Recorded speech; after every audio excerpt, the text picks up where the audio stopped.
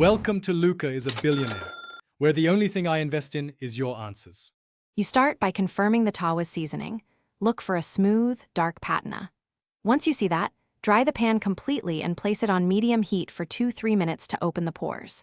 Then add about 1 tsp oil and spread it with a folded paper towel so the layer is thin and even. This quick first heat and oiling prevents sticking and builds contact between food and seasoning, so your first flip goes smoothly.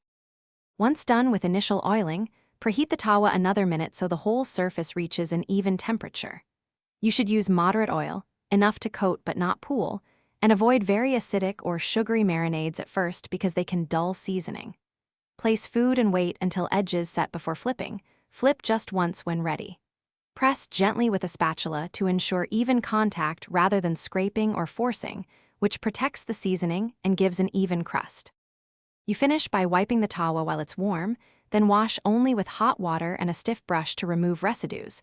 Avoid soap unless needed.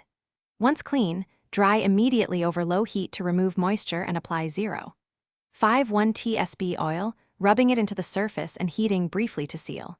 If food sticks or you see dull spots, re-season those areas. Rub a thin oil coat and bake at 180-200 degrees C for an hour. This restores the patina. Thanks for watching and please subscribe. It's the best investment you'll ever make.